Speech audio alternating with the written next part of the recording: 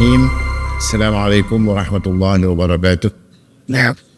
Alhamdulillah, nahmaduhu wa nasta'inuhu wa nastaghfiruh wa na'udzu billahi min shururi anfusina wa min sayyiati a'malina.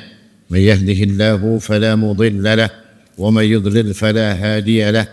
Wa asyhadu an la ilaha illallah wahdahu la syarika lahu wa asyhadu anna Muhammadan 'abduhu wa rasuluh.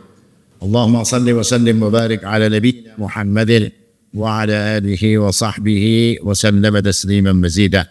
Wa ba'du, khali wa qadriddin azzamullah. Bapak Ibu sekalian, jamaah salat subuh Masjid Ar-Rahmah yang dimuliakan oleh Allah Subhanahu wa taala. Alhamdulillah, kembali kita bersyukur kepada Allah Subhanahu wa taala atas rahmatnya, atas nikmatnya kita bisa berada di tempat yang mulia ini untuk satu tujuan yang mulia pula, ini menuntut ilmu. Mudah-mudahan Allah Subhanahu wa taala menjadikan keberkahan untuk diri kita dalam menuntut ilmu ini. Amin ya rabbal alamin. Ikhwani wa akhwati azakumullah. Kita lanjutkan kajian kita, kitab Riyadhus Shalihin. Kita masuk kepada bab 162. Bab ini diberikan judul oleh Imam An-Nawawi, Babus Shadaqati 'anil mayyiti wad du'a ilahu. Bab sedekah untuk orang yang sudah meninggal serta mendoakan atau menyampaikan doa untuknya. Ada dua masalah yang dibahas oleh Imam An-Nawawi berkaitan dengan sedekah untuk orang yang sudah meninggal dan juga berkaitan dengan doa bagi orang yang sudah meninggal.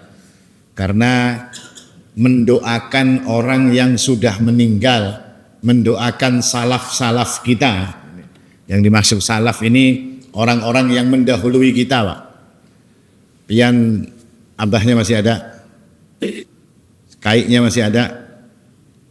Nah, kaik pian itu ngaranya salafnya pian, ya.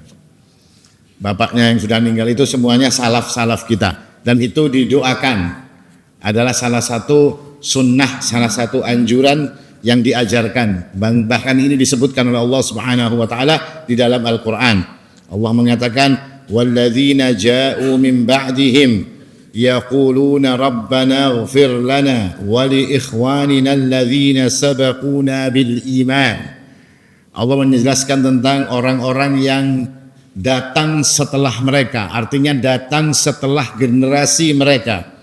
Yaquluna, mereka itu berkata, rabbana ighfir lana wa li ikhwanina alladzina sabaquna bil iman.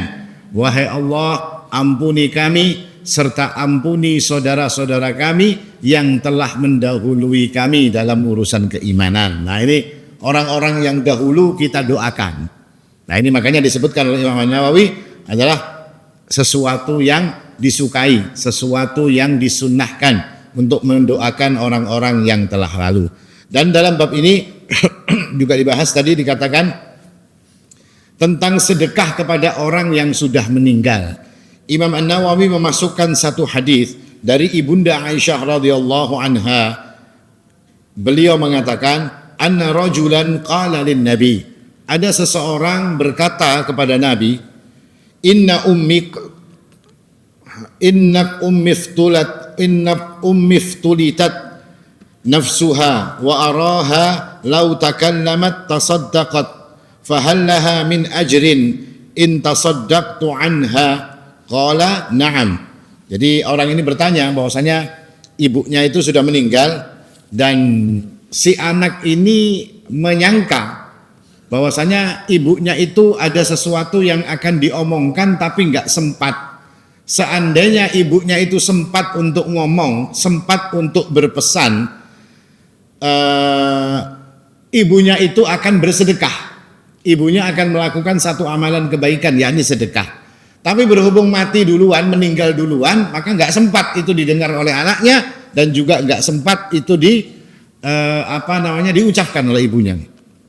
Lalu kemudian, fahallaha min ajrin in tasaddaqtu anha. Apakah ibuku itu akan dapat pahala kalau saya bersedekah untuknya?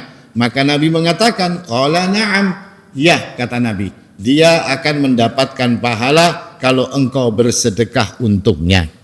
Dari hadis ini maka para ulama membahas tentang masalah apakah sampai pahala sedekah atau bermanfaatkah pahala sedekah yang dilakukan oleh orang lain untuk orang lainnya lagi yang sudah meninggal. Jadi bersedekah untuk orang yang sudah meninggal. Kita sedekah untuk bapak kita sedekah untuk ibu kita sedekah untuk saudara kita yang semua mereka itu sudah meninggal. Apakah ini menjadi satu hal yang bermanfaat? Maka ketika kita merujuk kepada kitab-kitab para ulama, termasuk ulama 4 madhab, Hanafi, Maliki, Syafi'i, dan juga Hambali, maka 4 madhab dan juga para ulama dari kalangan mereka ini bersepakat bahwasanya semua itu akan sampai dan semua itu juga akan bermanfaat bagi orang yang sudah meninggal. Termasuk kata mereka adalah doa, termasuk adalah istighfar, termasuk amalan-amalan seperti sedekah dan yang lain-lainnya, yakni seperti haji, seperti umroh, itu akan bermanfaat bagi orang yang sudah meninggal meskipun itu dilakukan oleh orang-orang yang masih hidup atau orang-orang yang menghadiahkan semua ini, bahwasanya ini untuk orang yang meninggal tadi. Ini kesepakatan daripada 4 madhab imam yang 4. Maka ada sebagian orang yang mengatakan, oh tidak, itu tidak sampai. Orang yang sudah mati nggak bisa dikirimi pahala. Orang yang sudah mati kalau ada orang sedekah untuk dirinya nggak akan sampai. Maka ini dijawab oleh Ibnu Taimiyah bahwasanya orang yang mengatakan seperti itu nggak tepat. Kenapa tidak tepat? Karena dia telah menyelisihi ijma', menyelisihi kesepakatan dari 4 imam yang mengatakan bahwasanya amalan-amalan itu akan sampai. Sedekah, haji, istighfar, dan juga doa itu akan sampai. Karena mereka ini sudah sepakat, 4 ulama mazhab sudah sepakat. Dan ini jadi ijma' kata Ibnu Taimiyah. Maka orang yang menyelisihi ini sama dengan orang yang menyelisihi ijma'. Ada juga orang yang mengatakan dia akan bermanfaat atau bisa sampai pahala sedekah tersebut kalau yang melakukannya adalah walinya atau anaknya atau orang yang punya kekerabatan. Kenapa orang ini mengatakan seperti itu? Karena dalam hadis yang menjelaskan dalam hadis, artinya cerita yang ada dalam hadis itu seorang anak untuk ibunya. Nah, maka orang-orang ini tadi membatasi sehingga orang yang punya kekerabatan atau walinya, yang anaknya kah atau bapaknya kah atau orang yang punya kedekatan, maka itu saja yang bisa sampai. Sedangkan orang yang tidak punya kekerabatan, misalnya antum ngirim pahala untuk siapa, misalnya untuk tetangga antum, sedekah untuk siapa Pak? Untuk tetangga. Sedekah untuk siapa? Untuk fulan yang nggak ada hubungan kerabat dan segala macamnya. Mereka ini mengatakan itu tidak akan sampai. Mereka berdasarkan kepada zahir daripada hadis di atas. Maka ini juga dikatakan para ulama ini juga tidak tepat kata mereka. Kenapa? Karena para ulama sudah menjelaskan bahwasanya semua perkara ini berlaku umum. Satu saja contoh dari Nabi itu sudah berlaku untuk semuanya. Satu saja perkara yang ada dijelaskan oleh Nabi, kemudian para ulama akan memandang ini dan menjelaskan perkara ini, maka cukup bagi kita penjelasan para ulama berkaitan dengan satu masalah. Makanya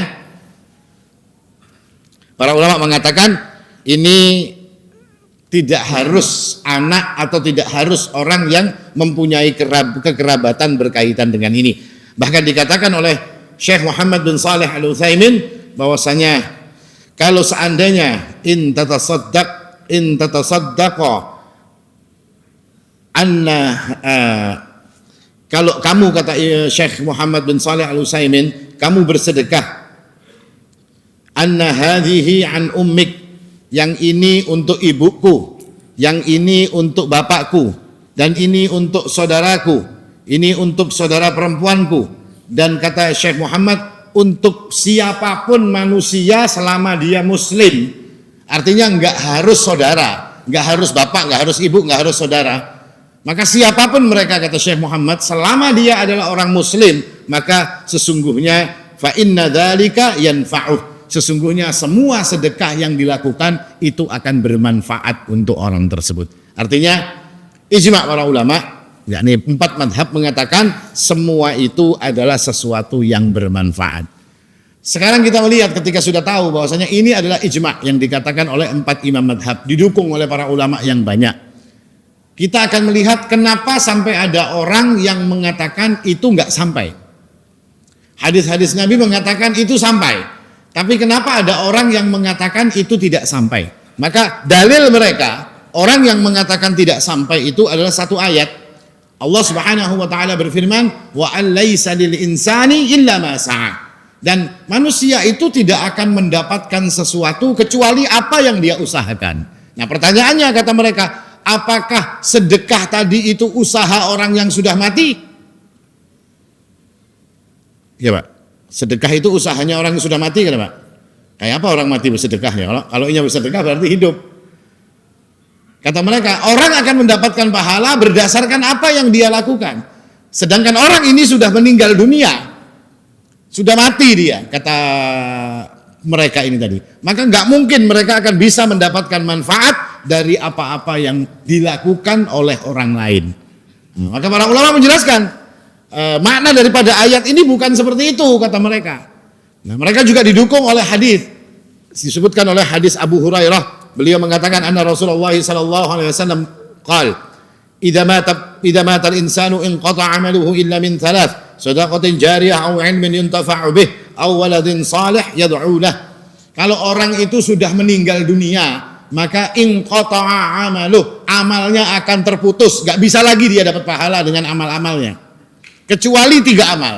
Nah, ada istisna. Istisna itu pengecualian, kecuali kata Nabi sallallahu alaihi wasallam. Kecuali yang disebutkan cuma 3, anak yang soleh, ilmu yang manfaat, dan juga sedekah jariyah. Itu saja kata Nabi. Selain itu kata mereka tidak, maka tidak bisa kata mereka. Orang bersedekah untuk orang lain, maka pahalanya tidak mungkin akan sampai dan pahalanya tidak mungkin akan bisa bermanfaat bagi orang yang meninggal. Nah, alasan mereka ini dijawab oleh para ulama. Artinya alasan orang yang mengatakan itu enggak sampai itu dijawab oleh para ulama. Di antara yang menjawab adalah Al-Imam Asy-Syafi'i rahimahullahu taala. Imam Syafi'i ketika menjelaskan tentang ayat wa allaisa lil insani illa ma sa'a, kata Imam Syafi'i, maksudnya orang tidak bisa mendapatkan pahala, mendapatkan manfaat kecuali dari apa yang dia kerjakan. Itu maksudnya ibadah badaniyah, kata Imam Syafi'i. Misalnya pian sholat, terus sholatnya dihadiahkan pahalanya untuk orang lain, itu enggak bisa kata Imam Syafi'i. Atau pian misalnya berpuasa, puasanya dihadiahkan untuk orang lain, kata Imam Syafi'i, ini enggak bisa. Tapi ada ibadah-ibadah badaniyah yang khusus, kata Imam Syafi'i, itu bisa. Seperti apa contohnya? Seperti haji, seperti orang umroh, itu bukan ibadah badaniyah. Maka ini tidak termasuk di dalam yang dikatakan di dalam ayat. Artinya apa kalau tidak termasuk? Artinya sedekah yang dilakukan oleh orang itu akan sampai pahalanya kepada orang yang meninggal. Dikatakan juga oleh Al-Imam Ibnu Katsir, ahli tafsir, menafsirkan ayat ini, beliau mengatakan manusia itu akan mendapatkan balasan, kata Imam Ibnu Katsir, berdasarkan apa yang dia lakukan. Jadi balasan yang didapat itu apa yang dilakukan. Ini kata Imam Ibnu Katsir, usahanya inilah yang akan dibalas, yang akan mendapatkan manfaat bagi dirinya. Sedangkan orang kalau dikirimi pahala, dihadiahi pahala, nggak termasuk di dalam maksudnya ayat. Kan ayat itu mengatakan orang tidak akan mendapatkan sesuatu kecuali apa yang dia usahakan. Ya. Ayat ini kata Imam Ibnu Katsir nggak bicara tentang kalau ada yang memberi hadiah, nggak berbicara kalau ada yang ngirimi pahala. Bukan itu kata Ibnu Katsir. Jadi orang yang kalau mengirimkan pahala untuk orang yang sudah meninggal, atau orang menghadiahkan pahala daripada amalnya untuk orang yang sudah meninggal, maka kata Imam Ibnu Katsir itu akan sampai. Ibnu Katsir ini juga dari mazhab Syafi'i. Kemudian yang berikutnya adalah dari Al-Imam Al-Qurtubi. Imam Al-Qurtubi mengatakan, ahli tafsir juga ini. Jadi kalau merujuk tafsir ya kepada ahli tafsir ya Pak. Kalau menjelaskan tentang ayat-ayat Al-Quran, jangan lawan tukang bangunan. Salah memang kita. Atau lawan tukang sunat misalnya, jangan. Tapi ya lawan ahli tafsir. Imam Al-Qurtubi, apa kata Imam Al-Qurtubi? Maksud Imam Al-Qurtubi bukan seperti itu, kata Imam Al-Qurtubi. Maknanya bukan seperti yang dikatakan orang-orang yang mengatakan pahalanya nggak sampai. pahalanya tidak bermanfaat. Bukan, kata Imam Al-Qurtubi. Tapi maknanya, kata Imam Al-Qurtubi, kita akan rujuk kepada hadis Nabi Muhammad SAW. Kata Nabi sampai, maka makna ayat ini pasti bukan itu. Seandainya makna ayat ini seperti itu, tentu Nabi akan tidak mengatakan bahwasanya ini sampai. Hadis-hadis yang sahih mengatakan sampai pahala yang dihadiahkan kepada orang lain. Wallahu a'lam. Hikmahnya apa bagi kita? Ya, hikmah bagi kita artinya pendapat ini dikatakan sebagai pendapat yang lemah. Yang mengatakan tidak sampai itu lemah. Yang benar atau yang kuat pendapatnya adalah pendapat yang mengatakan bahwasanya semua yang dilakukan dari sedekah atau amal-amal yang lainnya, maka itu akan sampai. Dan ini berdasarkan kesepakatan 4 mazhab. Artinya nggak ada perselisihan dalam masalah ini. Semua itu akan sampai. Maka hikmahnya bagi kita ketika kita punya orang tua, ketika kita lakukan amal soleh, hadiahkan untuk mereka. Makanya kita akan melihat ada orang yang membangun masjid. Untuk apa masjidnya? Ini untuk ibu saya. Apa maksudnya untuk ibu saya? Maksudnya ini pahalanya buat ibu saya. Seolah-olah ibunya yang melakukan pembangunan masjid. Ada orang yang umroh, ada orang yang haji. Dia mengatakan ini untuk bapak saya. Apa maknanya? Maknanya pahala daripada haji itu dia niatkan untuk diberikan kepada bapaknya. Demikian pula sedekah, demikian pula perkara-perkara yang lain. Ini yang kita bisa mengambil hikmahnya berdasarkan perkataan para ulama di atas. Ini bab 162 yang disebutkan oleh Imam An-Nawawi rahimahullahu ta'ala. Yang terjadi perselisihan maksudnya dalam masalah ini nggak ada perselisihan. Memberikan hadiah berupa pahala sedekah yang dihadiahkan, pahala umroh yang dihadiahkan, pahala haji yang dihadiahkan, itu nggak ada perselisihan di kalangan para ulama. Yang berselisih apa para ulama? Para ulama itu berselisih tentang masalah menghadiahkan bacaan Quran. Nah, ini berselisih. Jadi sebagian ulama mengatakan tidak bermanfaat atau tidak sampai, seperti madhab Malik dan madhab Syafi'i.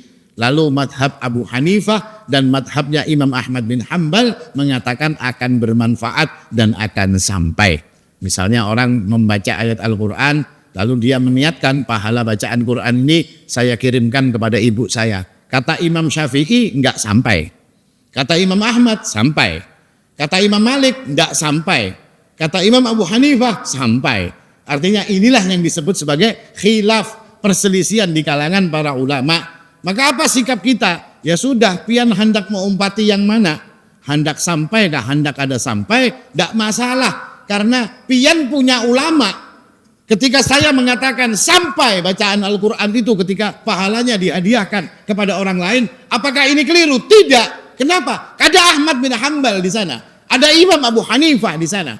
Apakah kita akan mengatakan pendapatnya Imam Ahmad bin Hanbal dan pendapatnya Imam Abu Hanifah ini akan kita gugurkan cuma gara-gara pendapatnya seorang ustadz? Enggak mungkin itu, Pak.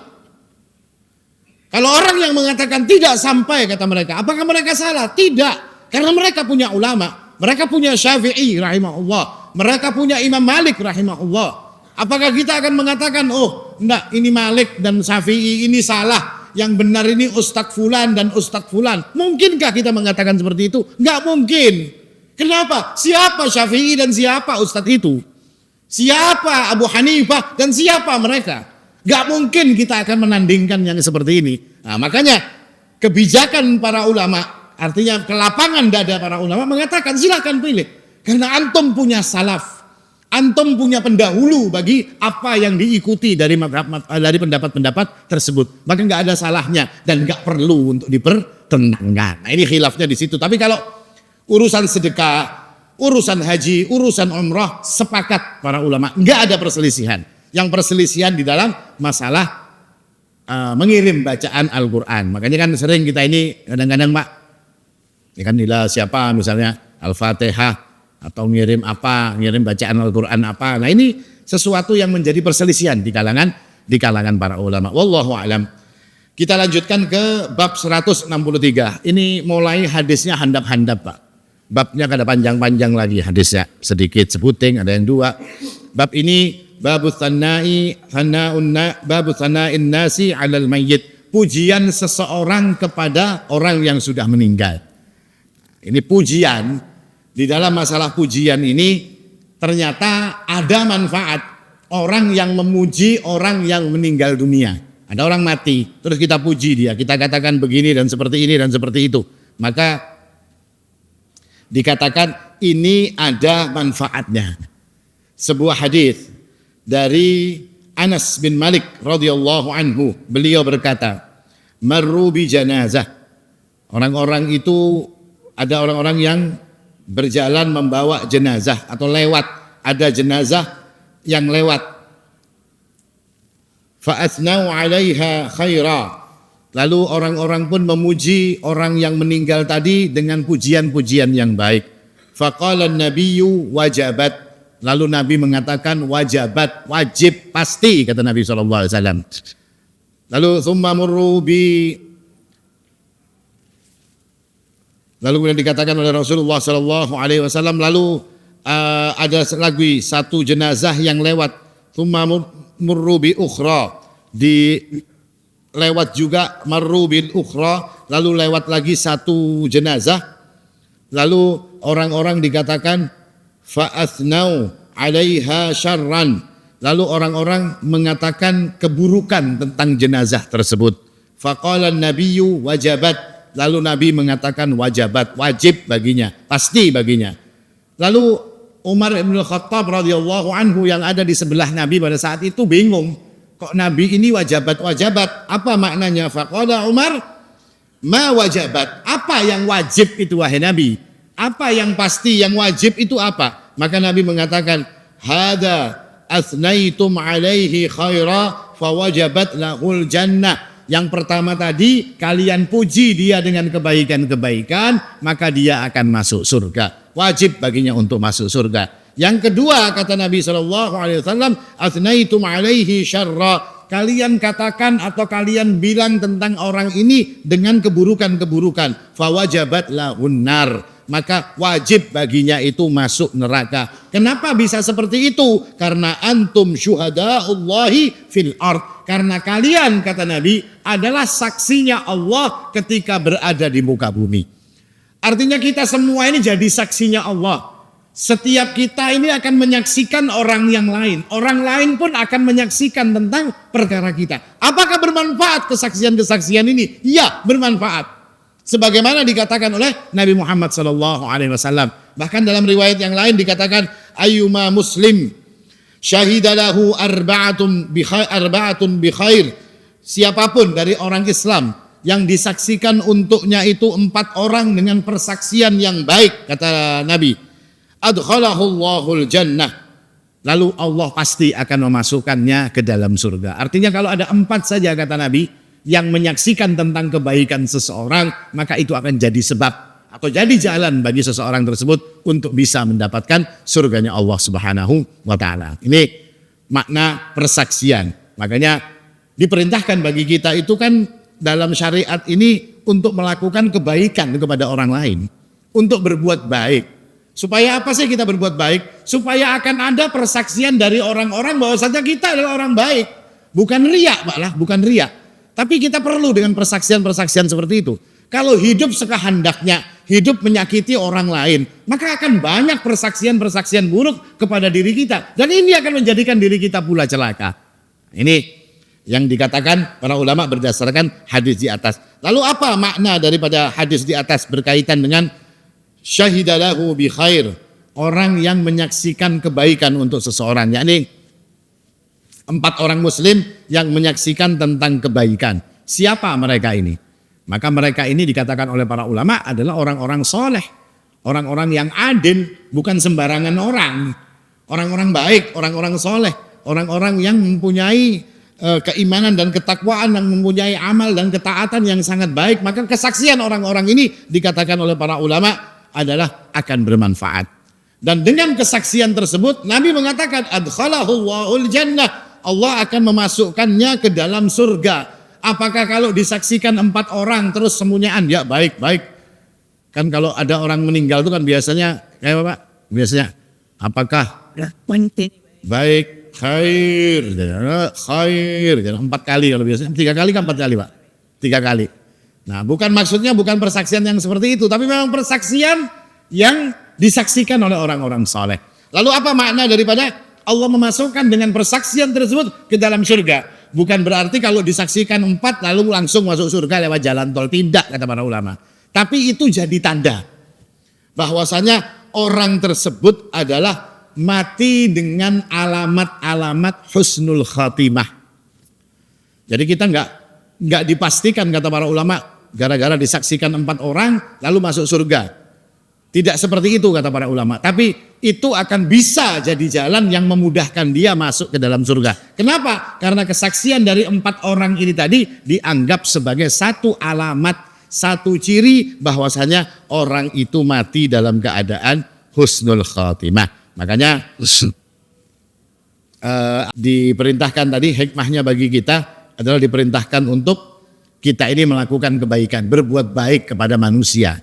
Sehingga insya Allah kita akan mendapatkan yang seperti itu. Artinya jalan untuk husnul khatimah itu salah satunya orang itu berbuat baik kepada manusia.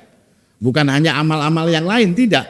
Berbuat baik kepada manusia itu menjadi jalan Allah Subhanahu wa taala memberikan husnul khatimah kepada seseorang. Nah, ini kira-kira yang bisa disampaikan tadi. Ini adalah dikatakan oleh para ulama jadi kabar gembira tapi juga jadi peringatan bagi seseorang. Artinya jangan sampai amal itu mengejar pujian. Nah, tapi amal itu dilakukan karena Allah. Pujian itu nanti akan datang dengan sendirinya ketika seseorang itu ikhlas melakukan segala sesuatu karena Allah Subhanahu wa taala. Ini kira-kira. Aqulu qouli hadza wal haqqu 'indallah subhanakallahumma wa bihamdik asyhadu an la ilaha illa anta astaghfiruka wa atubu ilaik. Assalamu alaikum warahmatullahi wabarakatuh.